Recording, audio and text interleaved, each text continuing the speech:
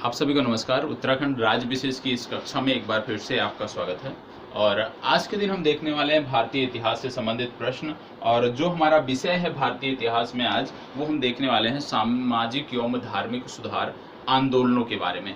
तो सामाजिक और धार्मिक सुधार आंदोलनों से किस प्रकार से प्रश्न पूछे गए हैं विगत वर्षों में, किस प्रकार से प्रश्न पूछे जाने की संभावनाएं हैं, उन सभी प्रश्नों को लेकर हम यहाँ पर उपस्थित हुए हैं। तो ध्यान से देखना है। प्रत्येक कक्षा में मैं बार बार कहता हूं, कुछ छात्राएं कर भी रही हैं, आप भी नोट्स तैयार करें। ठीक है, नोट्स तैयार करने से क्या चीज़ें होती हैं, आपकी चीज़ें, एक तो आपका रिवीजन होता है, दूसरा चीज़ें आपकी बेहतर होती हैं। जैसे मान लीजिए एक प्रश्न कोई हम यहाँ पर देखते हैं और इसके बारे में 4 फैक्ट मैं आपको बताता हूँ, तो आपको क्या है कि एक ही स्थान पर 4 फैक्ट मिल जा रहे हैं। और यदि आप उसको पढ़ने जाएंगे तो निश्चित रूप से इसका 4 गुना समय लगेगा, फिर आप उन चीज़ों को पढ़ पाएंगे, उन चीज़ों को अर्जित कर पाएंगे। तो जरूरी है कि जो इस कक्षा में बताया जाए उसको हूबहू नोट डाउन किया जाए। ठीक है, क्योंकि इसीलिए डिटेलिंग कराया जाता है। नहीं तो हम भी क्या है, एक प्रश्न दिखाएं, 4 विकल्प हैं, आपको बता दें कौन सही है, आगे बढ़ जाएं, तो उससे आपका कोई फायदा नहीं होने वाला है। ठीक है, जब आपको डिटेलिंग की जाती है, मतलब कम समय में ज़्यादा चीज़ें आपको यहाँ पर दी जाती हैं, तो प्लीज़ कक्षा में लास्ट तक बने रहें और ध्यान से देखना है, चीज़ों को नोट करना है। यहाँ पे भारत में पूछा गया है पहला प्रश्न क्या पूछा गया है, भारत में पुनर्जागरण आंदोलन का अग्रणी दूत किसे कहा जाता है या कौन था? पुनर्जागरण आंदोलन का अग्रणी दूत कौन है, ये आपको बताना है। 4 विकल्प आपके पास हैं, देवेंद्र नाथ टैगोर, केशव चंद्र सेन, ईश्वर चंद्र विद्यासागर या राम मोहन राय, ये आपको बताना है। इनमें से किसे भारत में पुनर्जागरण आंदोलन का अग्रणी दूत कहा जाता है, आपको बताना है। तो चले ध्यान से पढ़िएगा, इसके बाद जवाब दीजिए। किसे पुनर्जागरण आंदोलन का अग्रणी दूत कहा जाता है, आपको बताना है। चले 4 विकल्प हैं, इन चारों में से कौन सा उत्तर सही होगा आपको बताना है। आपके पास 10 सेकेंड का समय है। भारत में पुनर्जागरण आंदोलन का अग्रणी दूत किसे कहा जाता है? 4 विकल्प आपके सामने हैं, इनमें से कौन सा जवाब सही है आपको बताना है। इसका सही उत्तर है राजा राम मोहन राय। राजा राम मोहन राय। राजा राम मोहन के राय के बारे में आपको बता दें कि ये पहले व्यक्ति थे जिन्होंने भारतीय समाज में व्याप्त बुराइयों को दूर करने के लिए प्रयास किया, भारतीय समाज में व्याप्त बुराइयों के लिए आंदोलन चलाया। तो पहले व्यक्ति थे राजा राम मोहन राय, इनके बारे में आपको पता होना चाहिए। दूसरा, इनके कई सारे उपनाम हैं और उन उपनामों से संबंधित भी प्रश्न पूछे जाते हैं। जैसे आधुनिक भारत का पिता इन्हें कहा जाता है, तो याद रखना है, यदि कभी प्रश्न बन जाए कि आधुनिक भारत का पिता का किसे कहा जाता है, तो आपको बताना है कि आधुनिक भारत का जो पिता है वो राजा राम मोहन राय को कहा जाता है। प्रथम आधुनिक पुरुष भी इनको कहा जाता है, तो आधुनिक भारत का पिता, प्रथम आधुनिक पुरुष, साथ ही साथ अतीत और भविष्य के मध्य सेतु इनको भी कहा जाता है। अतीत और भविष्य के मध्य सेतु के रूप में भी इनको देखा जाता है। तो यदि आपसे कभी पूछ लिया जाए कि किस व्यक्ति को अतीत और भविष्य के मध्य सेतु के रूप में जाना जाता है, तो आपको बताना है राजा राम मोहन राय। इसके साथ साथ भारतीय पुनर्जागरण का पिता भी इन्हें कहा जाता है। भारतीय पुनर्जागरण का पिता भी इन्हें कहा जाता है, यह भी आपको पता होना चाहिए। और साथ ही साथ एक उपनाम इनका और है, जिसको बोलते हैं भारतीय राष्ट्रवाद का पैगंबर।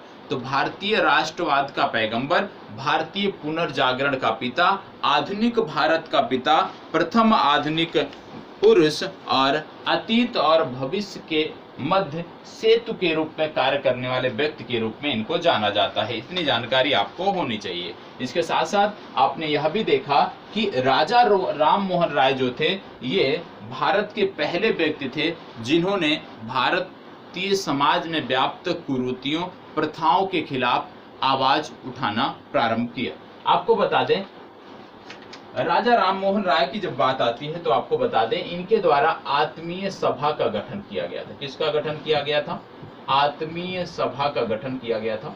और आत्मीय सभा का जो गठन किया गया था, उसका उद्देश्य था कि हिंदू धर्म के एकेश्वरवादी मत का प्रचार किया जाए, और एकेश्वरवादी मत के प्रचार के लिए इन्होंने आत्मीय सभा का गठन किया था। कब किया था? ये गठन किया गया था 1814 में। तो सबसे पहली बात, आत्मीय सभा का गठन 1814 में किया गया, यह तो ठीक है, सबको पता है, लेकिन आत्मीय सभा के गठन का उद्देश्य क्या था ये भी हमें पता होना चाहिए। तो आत्मीय सभा के गठन का उद्देश्य था हिंदू धर्म के आप कह सकते हैं कि हिंदू धर्म के एकेश्वरवादी स्वरूप का प्रचार करने के लिए इन्होंने किया था। हालांकि वर्ष 1828 में ब्रह्म सभा नाम से इन्होंने एक नए समाज की स्थापना की थी। वर्ष 1828 में ब्रह्म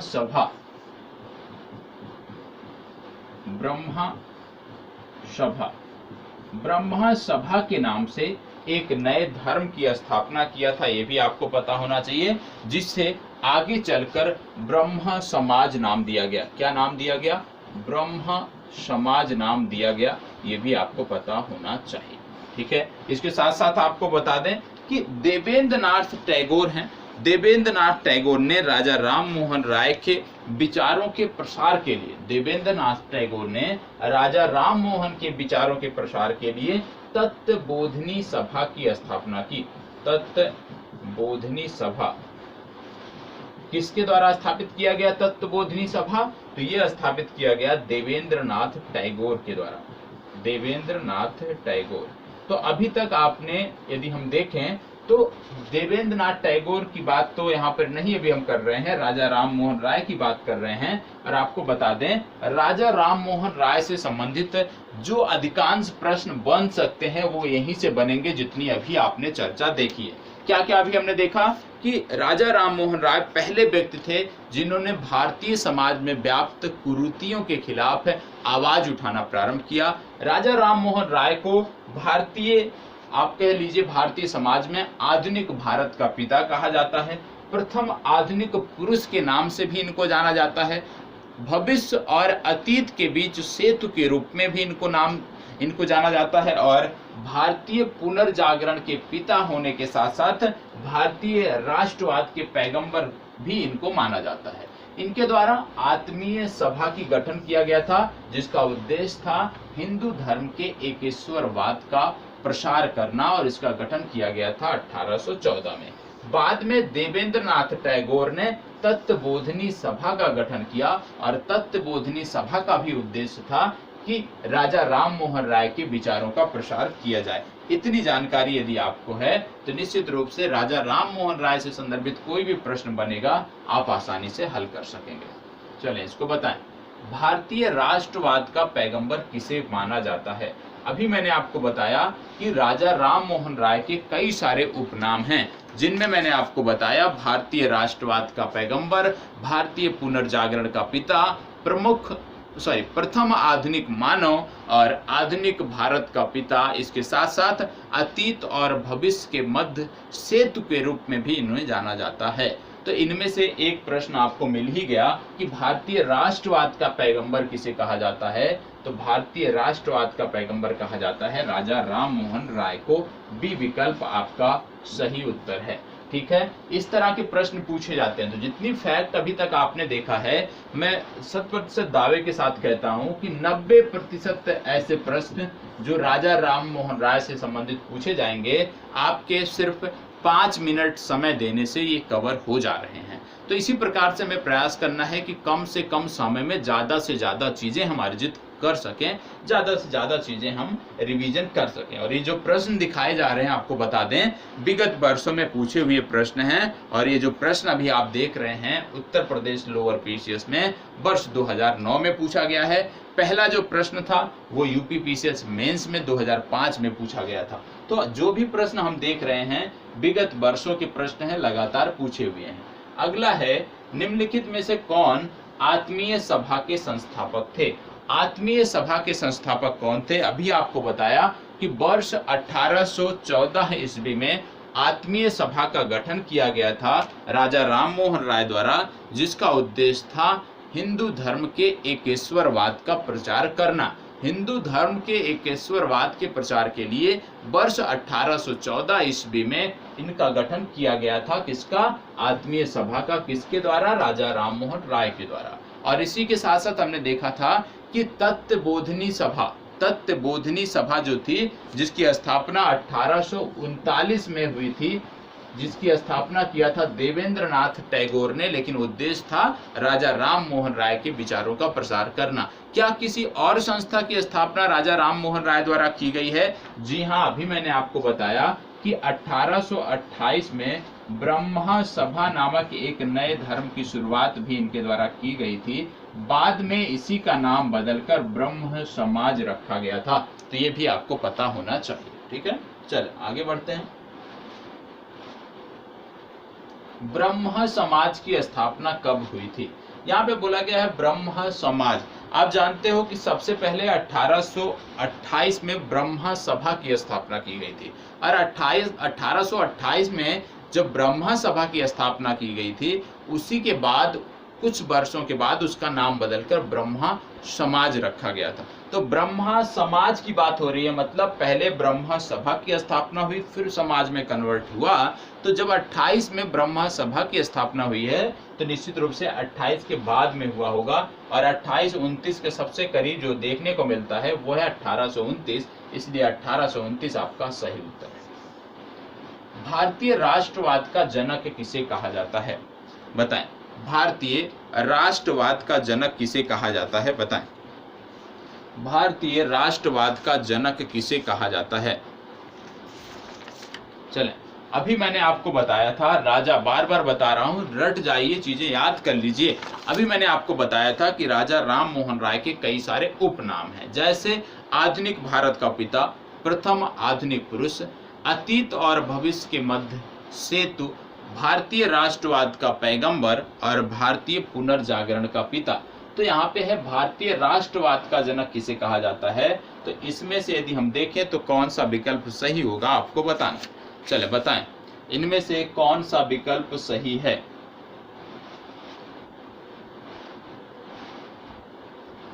चले बताएं। इनमें से आपका डी विकल्प सही है, क्योंकि राजा राममोहन राय को राष्ट्रवाद का जनक जाना जाता है। और इन विकल्पों में यदि हम देखें तो कोई भी विकल्प ऐसा नहीं है जिनमें इनका नाम दिखा हो। तो डी विकल्प उपयुक्त में से कोई नहीं वाला सही है। अब बात हो रही है राजा राममोहन राय की, तो एक प्रश्न और पूछा जाता है कि इनकी समाधि कहाँ पे है। इनकी समाधि है ब्रिस्टल में। ब्रिस्टल एक शहर है इंग्लैंड का, ब्रिस्टल में इनकी समाधि देखने को मिलती है। इसके साथ साथ आपको बता दें, एक ग्रंथ है, ये आपको इनके संबंध में पता होना चाहिए, जिसका नाम है तोहफत उल हिंद, तोहफत उल मुद्दीन। तोहफत उल मुद्दीन एक ग्रंथ है, और ये पहला ग्रंथ था जो फारसी भाषा में 1809 में प्रकाशित हुआ था। मतलब राजा राममोहन राय का पहला ग्रंथ था जो फारसी भाषा में 1809 में प्रकाशित हुआ था, तोहफत उल मुहिद्दीन। ये आपको पता होना चाहिए, 1809 में इसका प्रकाशन हुआ था, फारसी भाषा में हुआ था। इसके साथ साथ आप जानते हैं कि राजा राममोहन राय को भारतीय पत्रकारिता के अग्रदूत के नाम से भी जाना जाता है। क्या है? पत्रकारिता के अग्रदूत के नाम से भी जाना जाता है। पत्रकारिता के लिए इन्होंने काफी काम किया। और बंगला पत्रिका, एक पत्रिका थी जिसका नाम था, बंगला पत्रिका थी जिसका नाम था संवाद कौमुदी। संवाद कौमुदी, संवाद कौमुदी का प्रकाशन भी राजा राममोहन राय द्वारा किया गया। तो यह भी आप नोट कर लीजिएगा। ठीक है, चले।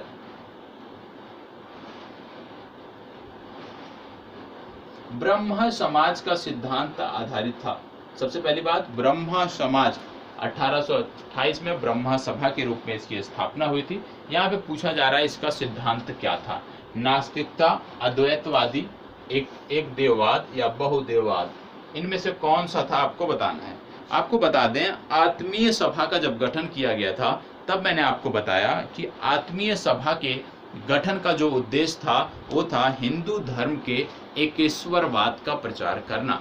हिंदू धर्म के एकेश्वरवाद के प्रचार के लिए आत्मीय सभा का गठन किया गया था। किसके द्वारा किया गया था? राजा राम मोहन राय द्वारा किया गया था। अब इसका उद्देश्य था हिंदू धर्म के एकेश्वरवाद का प्रचलन। तो निश्चित रूप से राजा राम मोहन राय के जो विचार थे वो एकेश्वरवाद से जुड़े थे। तो इसमें से कौन सा जवाब सही हो जाएगा? इसका सही जवाब हो जाएगा एक देववाद। सी विकल्प आपका सही उत्तर है। ठीक है, चल आगे बढ़ते हैं। इसको बताएं। 19वीं शताब्दी के उत्तरार्ध में नव हिंदूवाद के सर्वश्रेष्ठ प्रतिनिधि थे। नव हिंदूवाद के सर्वश्रेष्ठ प्रतिनिधि कौन थे आपको बताना है। नव हिंदूवाद के सर्वश्रेष्ठ प्रतिनिधि कौन थे आपको बताना है। नव हिंदूवाद के सर्वश्रेष्ठ प्रतिनिधि कौन थे? 4 नाम दिए हुए हैं आपको। रामकृष्ण परमहंस, स्वामी विवेकानंद, बंकिम चंद्र चटर्जी और राजा राम मोहन राय। राजा राम मोहन राय, बंकिम चंद्र चटर्जी, स्वामी विवेकानंद और रामकृष्ण परमहंस। बताएं इनमें से कौन सा जवाब आपका सही है? आपके पास 10 सेकंड का समय है। समय लीजिए और जवाब दीजिए।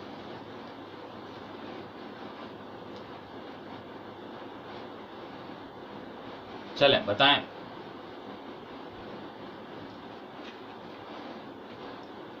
इसका सही जवाब है स्वामी विवेकानंद। आप जानते हो स्वामी विवेकानंद के संदर्भ में कि इन्होंने 3 पुस्तकें लिखी थी। कौन कौन सी पुस्तकें? ज्ञान योग, कर्म योग, ज्ञान योग हो गया, कर्म योग हो गया और राजयोग हो गया। ज्ञान योग, कर्म योग, राजयोग 3 पुस्तकें स्वामी विवेकानंद जी ने लिखी हैं। और आपको बता दें वेदांत समाज की स्थापना भी इन्होंने किया था। वेदांत समाज की स्थापना भी स्वामी विवेकानंद ने किया था।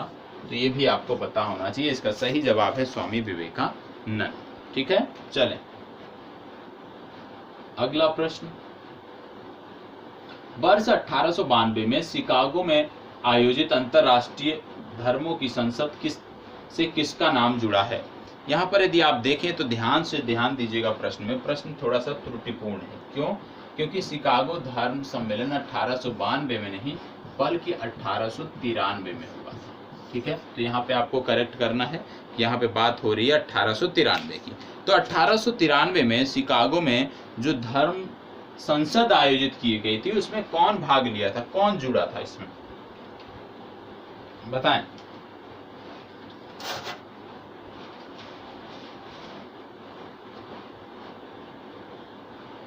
जवाब दीजिएगा। चलें, इसका सही जवाब है स्वामी विवेकानंद। स्वामी विवेकानंद ने शिकागो धर्म संसद में संवाद किया था, भाषण दिया था, जिसके कारण ये काफी चर्चा में थे। और आपको बता दें स्वामी विवेकानंद जो है रामकृष्ण परमहंस मिशन को आगे बढ़ाने में महती भूमिका इन्होंने निभाई थी। ये आपको पता होना चाहिए। और जो रामकृष्ण परमहंस की जब हम बात करते हैं तो रामकृष्ण परमहंस की एक पत्नी थी जिनका नाम था शारदा मणि। ये भी आपको पता होना चाहिए कि रामकृष्ण परमहंस की पत्नी का क्या नाम है? शारदा मणि इनकी पत्नी का नाम है। इसकी भी जानकारी आपको होनी चाहिए। चलें अगला प्रश्न। रामकृष्ण मिशन किनके द्वारा प्रारंभ किया गया था? बताएं। चलें बताएं। रामकृष्ण मिशन किनके द्वारा प्रारंभ किया गया था? रामकृष्ण मिशन किनके द्वारा प्रारंभ किया गया था?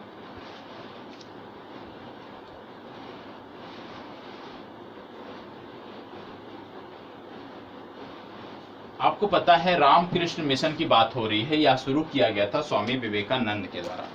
1897 में इसकी शुरुआत हुई थी स्वामी विवेकानंद के द्वारा। ठीक है, आपको पता है कि स्वामी विवेकानंद को राष्ट्रीय आंदोलन का आध्यात्मिक पिता कहा जाता है। क्या कहा जाता है? स्वामी विवेकानंद को राष्ट्रीय आंदोलन का आध्यात्मिक पिता कहा जाता है। अब एक प्रश्न यहाँ से और बनता है कि किसने स्वामी विवेकानंद को राष्ट्रीय आंदोलन का आध्यात्मिक पिता कहा तो जाता है, राष्ट्रीय आंदोलन का आध्यात्मिक पिता कहा जाता है, लेकिन किसने कहा? यदि ये आपसे पूछ लिया जाए तो आपको बताना पड़ेगा किसने कहा। सबसे पहले भारतीय आंदोलन का आध्यात्मिक पिता जो कहा गया राष्ट्रीय आंदोलन का आध्यात्मिक पिता, वो कहा था सुभाष चंद्र बोस ने। तो याद रखिएगा, स्वामी विवेकानंद को राष्ट्रीय आंदोलन का आध्यात्मिक पिता किसने कहा? सुभाष चंद्र बोस ने कहा। ये याद रखिएगा, सुभाष चंद्र बोस ने इनको राष्ट्रीय आंदोलन का आध्यात्मिक पिता कहा था। ये भी आपको पता होना चाहिए। चलिए आगे बढ़ते हैं। दयानंद सरस्वती द्वारा स्थापित है। दयानंद सरस्वती ने किसकी स्थापना की थी, आपको बताना है। चलिए बताएं, दयानंद सरस्वती ने किसकी स्थापना की थी, आपको बताना है।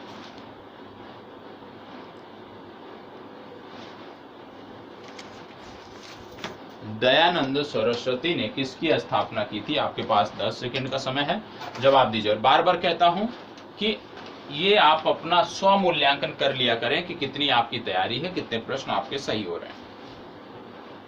चलें बताएं, दयानंद सरस्वती द्वारा कौन सा इसमें से स्थापित किया गया है? यहां पे आपको बता दें, दयानंद सरस्वती की बात हो रही है। दयानंद सरस्वती ने 1875 में आर्य समाज की स्थापना की थी। कब किया था? 1875 में इन्होंने आर्य समाज की स्थापना किया था। आपको पता है, बंबई में आर्य समाज की स्थापना की गई थी। ये भी पूछा जा सकता है कि आर्य समाज की स्थापना कहां पर की गई? तो आर्य समाज की स्थापना बंबई में की गई। इसके साथ साथ इन्होंने एक नारा दिया था, वेदों की ओर लौटो या वेदों की ओर चलो, वेदों की ओर चलो। तो ये भी कई बार पूछा जा सकता है, ठीक है, जाता है कि वेदों की ओर चलो नारा किसने दिया? तो वेदों की ओर चलो नारा स्वामी दयानंद सरस्वती ने दिया। ये आपको पता होना चाहिए।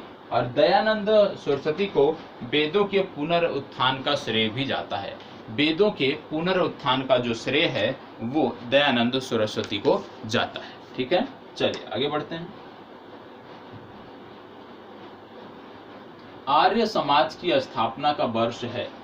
आर्य समाज की स्थापना कब हुई थी? अभी मैंने बताया कि बॉम्बे में आर्य समाज की स्थापना की गई थी। कब की गई थी, अब आप बता दीजिए, इतनी जल्दी तो नहीं भूलना चाहिए। चलें, आर्य समाज की स्थापना कब की गई थी? अभी इसके पूर्व के प्रश्न में मैंने आपको बताया कि आर्य समाज की स्थापना की गई थी। कब की गई थी, आपको बताना।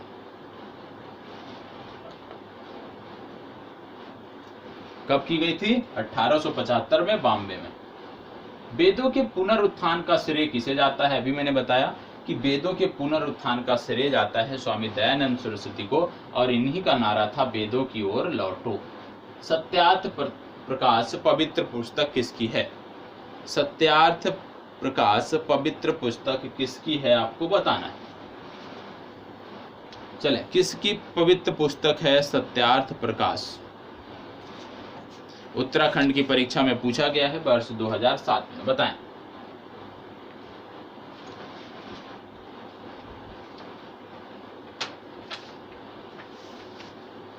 चलें, जवाब दीजिएगा। ये पुस्तक है आर्य समाज की। किसकी पुस्तक है? आर्य समाज की ये पुस्तक है सत्यार्थ प्रकाश। और आर्य समाज को स्थापित किया था दयानंद सरस्वती ने। तो दयानंद सरस्वती से संबंधित किस प्रकार के और प्रश्न पूछे गए हैं हमारी परीक्षाओं में, उनकी भी हम बात कर लेते हैं। तो दयानंद सरस्वती की यदि हम बात करें तो सबसे पहला फैक्ट आपको पता होना चाहिए कि दयानंद सरस्वती ने सर्वप्रथम कहा था कि भारत भारतवासियों के लिए है।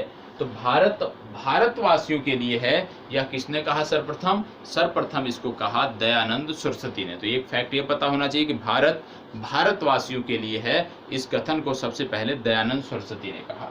दूसरा फैक्ट, अच्छा शासन स्वशासन का स्थापन नहीं है। अच्छा शासन स्वशासन का स्थापन नहीं है, इसको भी दयानंद सरस्वती ने कहा। अच्छा शासन स्वशासन का स्थापन नहीं है, इसको भी किसने कहा? सर्वप्रथम दयानंद सरस्वती ने कहा। इसके अतिरिक्त आपको बता दें कि दयानंद सरस्वती को भारत का मार्टिन लूथर कहा जाता है। दयानंद सरस्वती को भारत का मार्टिन लूथर कहा जाता है। ये भी आपको पता होना चाहिए कि भारत का मार्टिन लूथर कौन है? दयानंद सरस्वती। इसके साथ साथ शुद्धि आंदोलन को प्रारंभ किया था इन्होंने, ये भी आपको पता होना चाहिए। शुद्धि आंदोलन,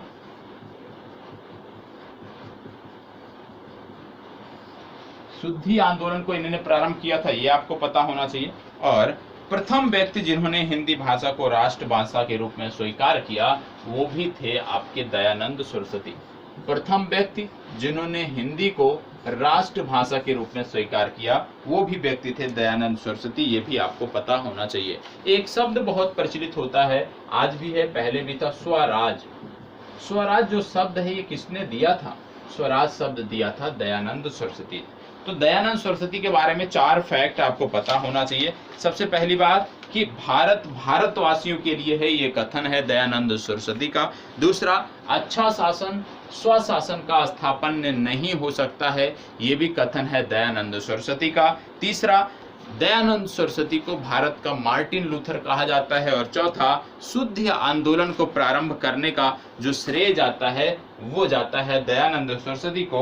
और प्रथम व्यक्ति जिन्होंने हिंदी भाषा को राष्ट्रभाषा के रूप में स्वीकार किया वो हैं दयानंद सरस्वती। और साथ ही साथ स्वराज शब्द का सबसे पहले प्रयोग किया था दयानंद सरस्वती ने। तो स्वराज शब्द के प्रयोग के लिए, हिंदी भाषा को राष्ट्रभाषा के रूप में जानने के लिए, शुद्धि आंदोलन के प्रवर्तक के रूप में मार्टिन लूथर के नाम से किसको जाना जाता है? दयानंद सरस्वती को। भारत भारतवासियों के लिए है, अच्छा शासन स्वशासन का स्थापन नहीं है, किसने कहा? दयानंद सरस्वती ने। उम्मीद करता हूं इतने फैक्ट आपको इस कक्षा में याद हो गए होंगे। चलिए आगे बढ़ते हैं।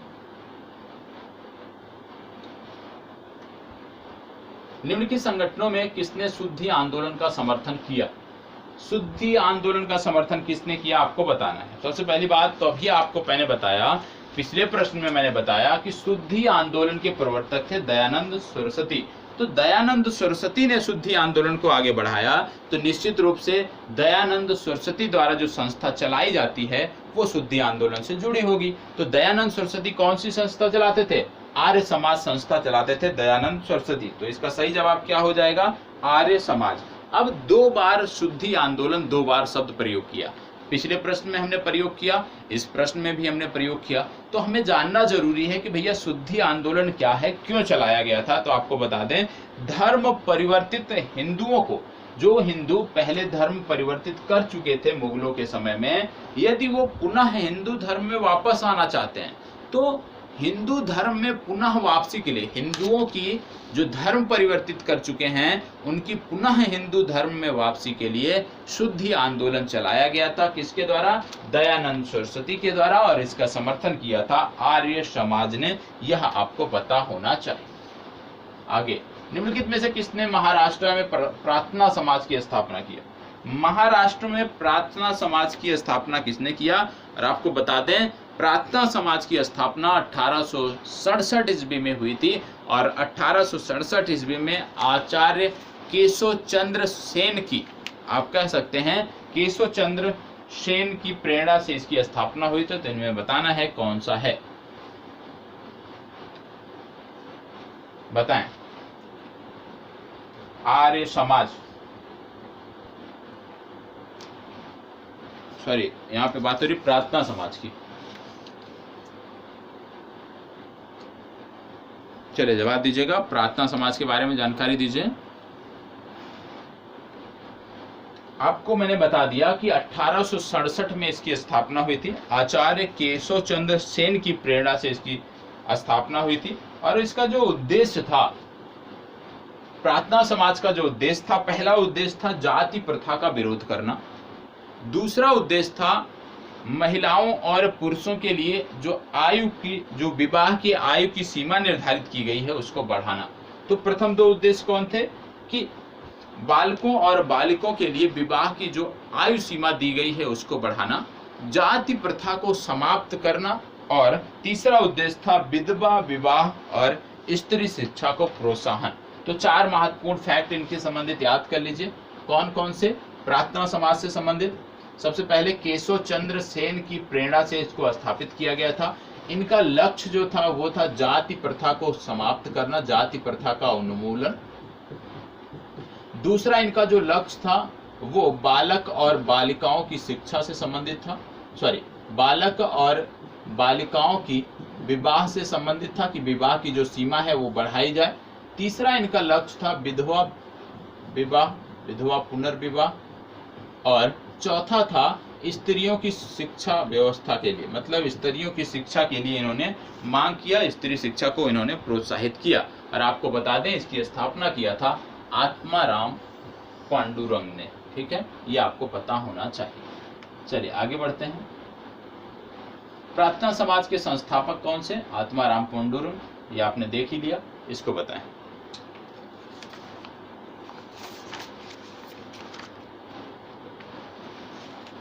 कह रहा है सत्य शोधक समाज की स्थापना किसने की थी? सत्य शोधक समाज, बताएं। सत्य शोधक समाज की स्थापना किसने किया था? वी आर अम्बेडकर, ज्योतिबा फुले संतराम या भास्कर राव जाधव। किसके द्वारा किया गया था आपको बताएं।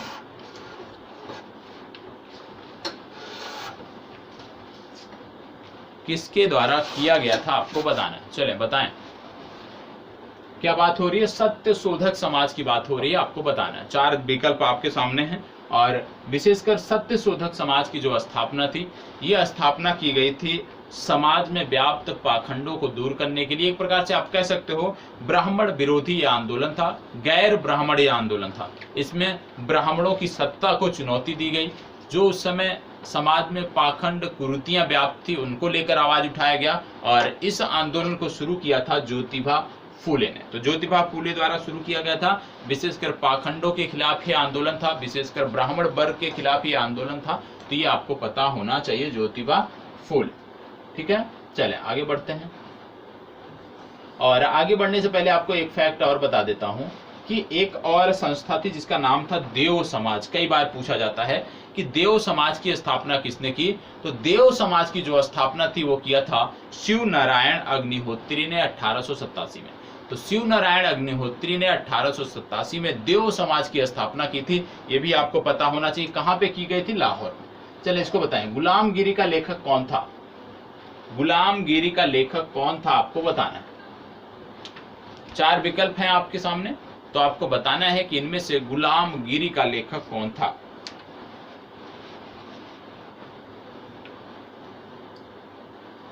बताएं, गुलामगिरी पुस्तक किसके द्वारा लिखी गई है?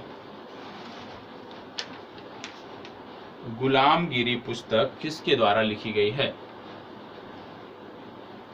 यहाँ पे बात हो रही है गुलामगिरी की। गुलामगिरी जो पुस्तक थी ये भी लिखी गई थी ज्योतिबा फूले के द्वारा।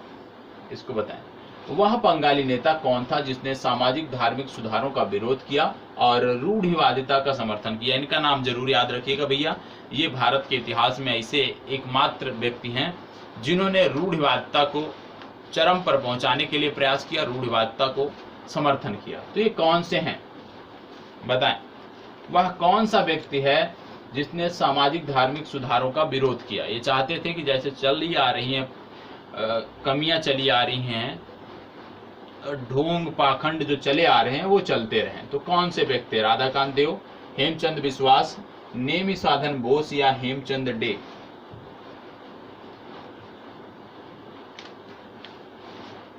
और आपको बता दें इनके द्वारा विशेष रूप से एक संस्था का भी गठन किया गया था। उस संस्था का नाम था धर्म सभा।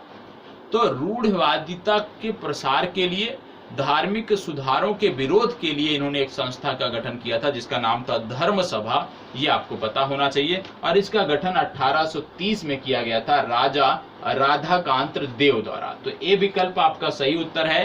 राजा राधाकांत देव थे जो कि रूढ़िवादिता को बढ़ावा देना चाहते थे, रूढ़िवादिता को बढ़ावा दे रहे थे, धार्मिक सुधारों का विरोध कर रहे थे और उसके लिए बाकायदा इन्होंने एक संगठन स्थापित किया जिसका नाम था धर्म सभा। कब स्थापित की गई? वर्ष 1830।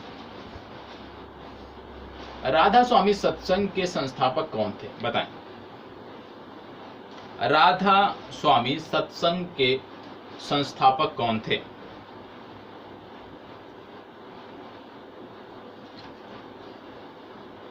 चार विकल्प हैं, हरिदास स्वामी, शिवदयाल साहब, स्वामी श्रद्धानंद या शिव नारायण अग्निहोत्री। शिव नारायण अग्निहोत्री से संबंधित अभी मैंने बताया कि 1887 में लंदन में इन्होंने देव समाज की स्थापना की थी। इसके संबंध में आपको शिव नारायण अग्निहोत्री को याद रखना है।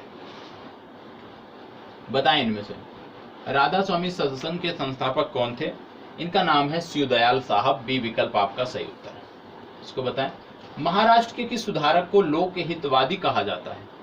कौन से ऐसे सुधारक हैं महाराष्ट्र के जिनको लोक हितवादी कहा जाता है? ये गोपाल है, गेपाल नहीं है, गोपाल है।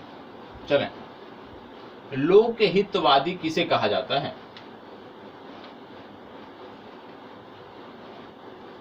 चलें, 4 नाम हैं, इन चारों नामों में से आपको बताना है कि लोक हितवादी किसे कहा जाता है।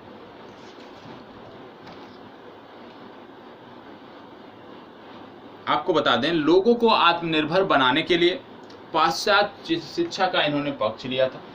पाश्चात्य शिक्षा के पक्षधर थे, क्यों? लोगों को आत्मनिर्भर बनाने के लिए। इनका कहना था कि जब तक भारत में पाश्चात्य शिक्षा का विकास नहीं होगा, लोग आत्मनिर्भर नहीं हो सकते। इन्होंने स्त्री शिक्षा का विपक्ष लिया था, और ये हम बात कर रहे हैं गोपाल हरि देशमुख की। गोपाल हरि देशमुख, देशमुक्त नहीं है, देशमुख है, और इन्होंने लोक हितवादी इनको कहा जाता है। इसको बताएं, महाराष्ट्र में विधवा पुनर्विवाह हेतु अभियान का नेतृत्व किसने किया? चलें बताएं, महाराष्ट्र में विधवा पुनर्विवाह के लिए नेतृत्व किसने किया?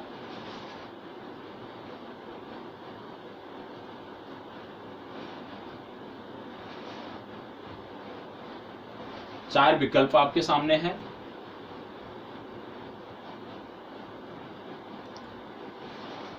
चलें, इसका सही उत्तर है विष्णु परशुराम पंडित। ये विकल्प सही उत्तर है। इसमें दूसरे नंबर पर एक नाम लिखा है BSM मालाबारी। BM मालाबारी जो नाम आपको देखने को मिल रहा है, BM मालाबारी को जाना जाता है कि इन्होंने बाल विवाह प्रथा जो थी, जो हमारे आप कह सकते हैं कि कुरीति के रूप में थी, तो बाल विवाह प्रथा को वैधानिक रूप से समाप्त करने का जो श्रेय जाता है वो BM मालाबारी को जाता है। ठीक है, बाल विवाह को वैधानिक रूप से समाप्त करने का श्रेय BM मालाबारी को जाता है। इसको बताएं, 1843 के एक्ट 5 ने किस बात को गैर कानूनी बना दिया? किस बात को गैर कानूनी बना दिया, ये आपको बताना है। चलें बताएं,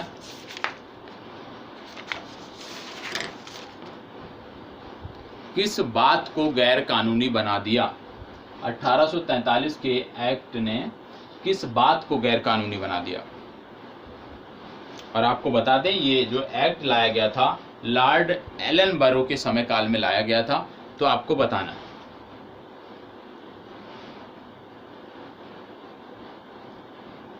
इसका सही जवाब है दास्ता या गुलामी। डी विकल्प आपका सही उत्तर है। दास्ता और गुलामी को इसके बाद से गैर कानूनी बना दिया गया था। इसको बताएं, निम्नलिखित में से किसने 1872 में नेटिव मैरिज एक्ट को पारित करने में महत्वपूर्ण भूमिका निभाई थी?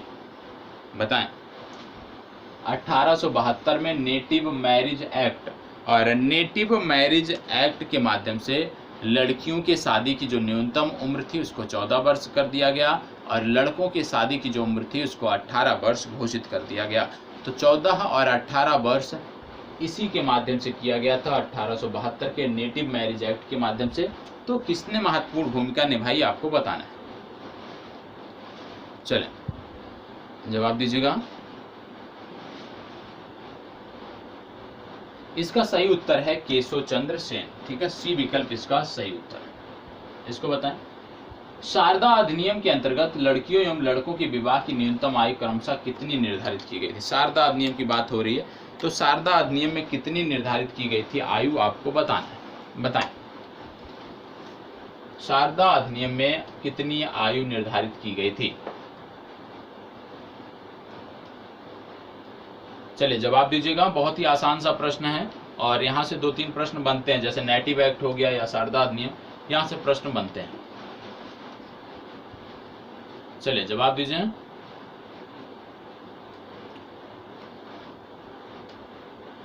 ये निर्धारित की गई थी 14 एवं 18 वर्ष। कितनी निर्धारित की गई थी? 14 एवं 18 वर्ष। बी विकल्प सही उत्तर है। इसको बताएं, निम्नलिखित में से कौन सुमेल नहीं है? इनमें से किसका सुमेल नहीं है, मतलब किसको गलत सुमेलित किया गया है? क्या आर्य समाज की स्थापना दयानंद सरस्वती ने की थी? क्या ब्रह्म समाज की स्थापना राजा राम मोहन राय ने की थी? क्या रामकृष्ण मिशन की स्थापना रामकृष्ण परमहंस ने किया था? या थियोसोफिकल सोसाइटी की स्थापना एनी बेसेंट ने किया था, आपको बताना है। चले बताएं, इनमें से कौन सा है आपको बताना है। चलें फास्ट जवाब दीजिएगा, इनमें से कौन सा गलत है। संस्थाएं दी हुई हैं और कुछ व्यक्ति दिए हुए हैं, मतलब उन व्यक्तियों का संबंध उन संस्थाओं से नहीं है। चलें जवाब दीजिएगा।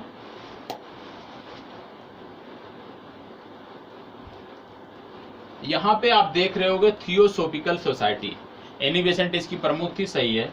ब्रह्म समाज आपने सुना, ब्रह्म सभा पहले स्थापित की गई थी 1828 में, बाद में ब्रह्म समाज में कन्वर्ट हो गया, तो ये भी सही है, सी विकल्प भी सही है। डी विकल्प है आर्य समाज, आर्य समाज का संबंध दयानंद सरस्वती से है, ये भी सही है। बी विकल्प में लिखा है रामकृष्ण मिशन। रामकृष्ण मिशन आपको पता है स्वामी विवेकानंद द्वारा 1897 में शुरू किया गया था, तो इसका संबंध है रामकृष्ण मिशन का स्वामी विवेकानंद से 1897 में शुरू किया गया था। बी विकल्प आपका सही उत्तर है। इसको बताएं, निम्नलिखित में से कौन एक सुमेलित नहीं है। यहाँ भी सेम प्रश्न है कि कौन सा एक सुमेलित नहीं है, आपको बताना है। बताएं, प्रार्थना समाज डॉक्टर आत्माराम पांडुरंग, आत्मीय सभा देवेंद्रनाथ टैगोर, भारतीय ब्रह्म समाज केशवचंद्र सेन या राधा स्वामी सत्संग तुलसीराम। चल जवाब दीजिएगा। यहां पर आपको देखने को मिल रहा है आत्मीय सभा। सबसे पहले मैंने आपको बताया कि आत्मीय सभा का जो गठन किया गया था वो राजा राममोहन राय द्वारा किया गया था। क्यों किया गया था? हिंदू धर्म के एकेश्वरवाद के प्रचार के लिए। तो हिंदू धर्म के एकेश्वरवाद के प्रचार के लिए आत्मीय सभा का गठन राजा राममोहन राय द्वारा किया गया था। यहाँ पे क्या लिखा? देवेंद्रनाथ टैगोर। ये विकल्प आपका गलत है।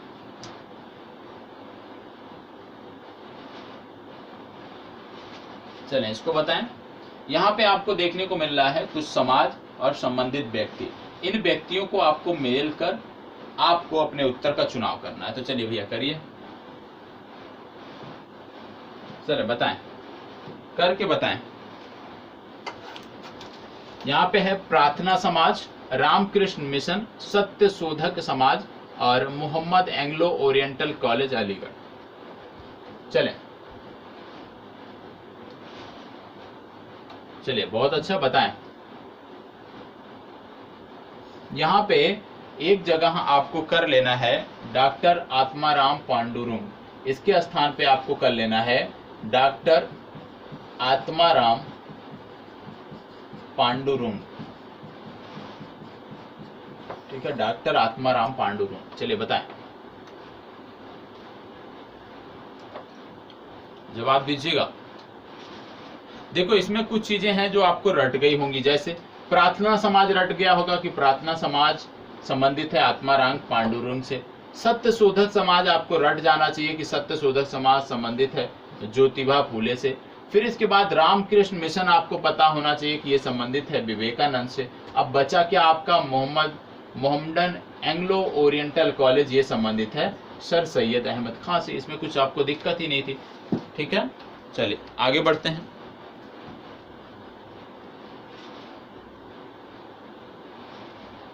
सर्वेंट ऑफ इंडिया सोसाइटी की स्थापना किसने की थी? सर्वेंट ऑफ इंडिया सोसाइटी की स्थापना किसने किया था, आपको बताना है। चल, सर्वेंट ऑफ इंडिया सोसाइटी की स्थापना किसने किया था आपको बताना है, और कब की गई थी ये भी ध्यान में रखना है। सर्वेंट ऑफ इंडिया सोसाइटी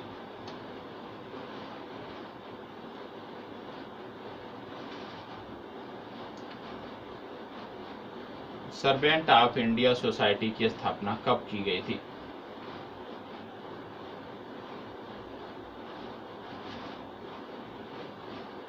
चलो बताएं। सर्वेंट ऑफ इंडिया सोसाइटी की स्थापना 1905 में पूना में की गई थी। अब किसके द्वारा की गई थी ये आपको बताना है। थोड़ी सी आप मेहनत कर लीजिए कि किसके द्वारा की गई थी। ये की गई थी गोपाल कृष्ण गोखले द्वारा 1905 में पूना में की गई थी, जो आधुनिक महाराष्ट्र के अंतर्गत आता है। इसको बताएं। किसने कहा कि यदि भगवान अस्पृश्यता को सहन करते हैं तो मैं कभी भगवान नहीं मानूंगा? किसने कहा था कि यदि कभी भगवान अस्पृश्यता को जो है सहन करते हैं तो मैं कभी उन्हें भगवान नहीं मानूंगा? ये कथन किसका है और कई बार परीक्षाओं में पूछा गया है। चले, किसका कथन है ये? चले जवाब दीजिएगा, किसका कथन है? चले फास्ट जवाब दीजिए, ये कथन किसका है? ये कथन है बाल गंगाधर तिलक का। किसका कथन है? बाल गंगाधर तिलक का। बी विकल्प सही उत्तर है। इसको बताएं, दार उल उलूम की स्थापना किसने की थी? चर्चा में है इन दिनों, पूछा जा सकता है। उत्तर प्रदेश की मुख्यमंत्री ने इसको चर्चा में ला दिया है। तो दारुल उलूम की स्थापना किसने की थी आपको बताना है। 4 मौलानाओं के नाम दिए हुए हैं, इनमें से कौन से सही हैं आपको बताना है।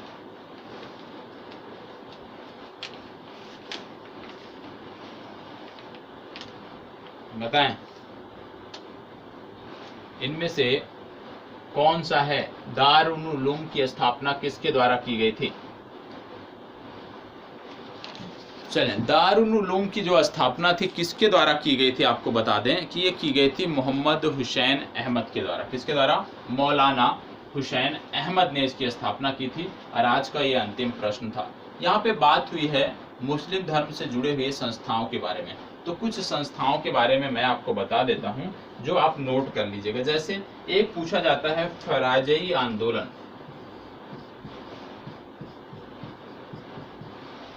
ठीक है, फराजी आंदोलन जो था इसकी जो शुरुआत थी ये 1838 में हुई थी। कहाँ से हुई थी यदि हम बात करें तो इसकी शुरुआत हुई थी फरीदपुर। ठीक है, फरीदपुर से इसकी शुरुआत हुई थी। और इससे जो जुड़े हुए लोग थे, एक तो थे दादू मियाँ, दूसरे जो शख्स इससे जुड़े हुए थे उनका नाम था हाजी शरीयतुल्लाह। ठीक है, तो वो आपको पता होना चाहिए। दूसरा कई बार पूछा जाता है अहमदिया आंदोलन, कई बार पूछा जाता है अहमदिया आंदोलन। अहमदिया आंदोलन की बात करें तो अहमदिया आंदोलन 1889 में शुरू हुआ था। कहां पर शुरू हुआ था यदि हम बात करें तो गुरुदासपुर में शुरू हुआ था। गुरुदासपुर में शुरू हुआ था, 1889 में शुरू हुआ था। और मिर्जा गुलाम अहमद के द्वारा शुरू किया गया था। किसके द्वारा शुरू किया गया था? मिर्जा गुलाम अहमद। ठीक है, तो अहमदिया आंदोलन मिर्जा गुलाम अहमद 1889 में गुरुदासपुर में। इसके बाद पूछा जाता है अलीगढ़ आंदोलन। अलीगढ़ जो आंदोलन था इसको शुरू किया गया था 1875 में और सर सैयद अहमद खां द्वारा शुरू किया गया था।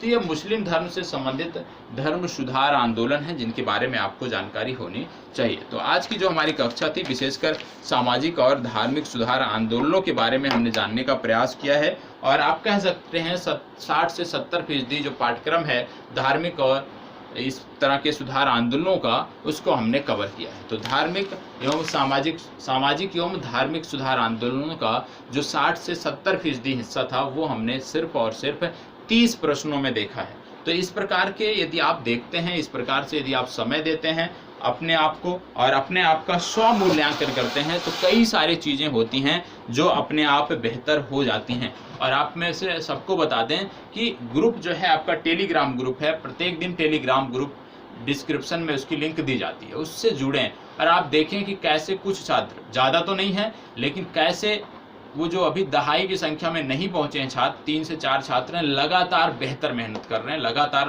बेहतर वर्क कर रहे हैं। तो आप ध्यान दीजिए कि यदि आपको भीड़ का हिस्सा बनना है तो आप जिस ढर्रे पर चल रहे हैं उसी पर चलते रहिए, पुरानी परिपाटी पर चलते रहिए, कोई दिक्कत नहीं है।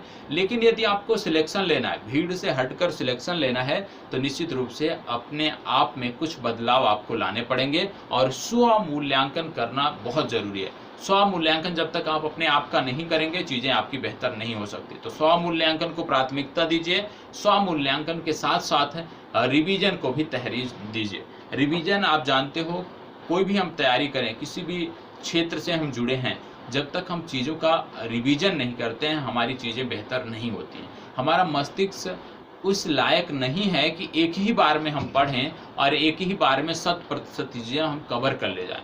हमारा मस्तिष्क जब तक उसको हम 2 बार 3 बार नहीं पढ़ते हैं तब तक वो कैच नहीं करता है। तो रिवीजन की आदत डालें। जितना आप प्रमुखता से पढ़ाई को तहरीज देते हैं उसी का आधा हिस्सा जो है रिवीजन में दीजिए। यदि मान लीजिए आप 4 घंटे पढ़ाई के लिए निकालते हैं तो 2 घंटे महोदय रिवीजन के लिए निकालिए। और जब तक आप रिवीजन के लिए समय नहीं निकालेंगे, चीज़ें आपकी बेहतर नहीं होंगी। आपको लगेगा कि सारी चीज़ें बेहतर हैं, सब कुछ बेहतर है, लेकिन रिवीजन नहीं करेंगे तो आप नुकसान उठा बैठेंगे।